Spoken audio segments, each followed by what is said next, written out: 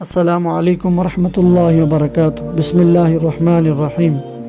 عن جریر بن عبد اللہ قال قال رسول اللہ صلی اللہ علیہ وسلم لا يرحم اللہ من لا يرحم الناس او کما رواہ البخاری او کما قال علیہ الصلاۃ والسلام۔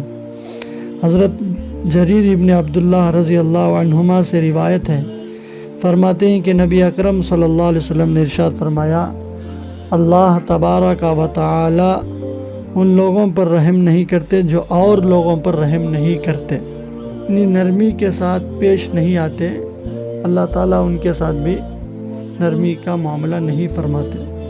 اب اس حدیث میں الناس کا جو لفظ ہے وہ عام ہے، ہر ایک کو شامل ہے، کافر ہو، مومن ہو یا کافر ہو، فاجر ہو یا مشرک ہو، ہر ایک کے ساتھ ہم رحم دلی کا معاملہ کریں۔ یہ الگ بات ہے کہ کسی کافر کے ساتھ قلبی تعلق رکھنا، اس سے گہرا تعلق، اتنا گہرا تعلق رکھنا کہ اس کے شادی بیاہوں میں ہم شریک ہو جائیں اور جو ہے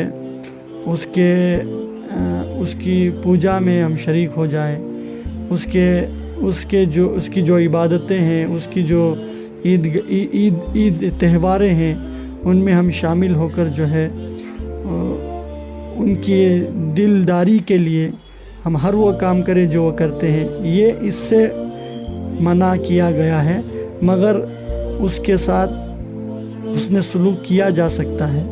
اسلام مساوات کا پیغام دیتا ہے، انسانیت کا درس دیتا ہے، رواداری کا سبق سکھاتا ہے، اس لیے ہر ایک کے ساتھ رحم دلی کر سکتے ہیں۔ اسلام اخلاق کے زور سے، اخلاق کی طاقت سے اتنا پھیلا ہے جتنا تلوار کے زور سے نہیں پھیلا۔ اخلاق کا مظاہرہ بہت بڑی چیز ہے، اخلاق کا مظاہرہ کی کمی ہے، اخلاق کے مظاہرے کی کمی ہے۔ اللہ تعالی ہم سب کو اخلاق حسنہ سے مزین فرمائے۔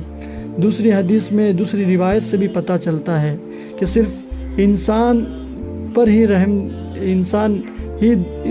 رحم نہ کرے، بلکہ ہر ایک جانور کے بارے میں بھی ہمارے دل میں رحم ہونی چاہیے۔ بیجا اس کو مارے نہیں، بیجا اس کو اپنی جگہ سے اٹھائے نہیں، بیجا اس کو جو ہے بھگائے نہیں۔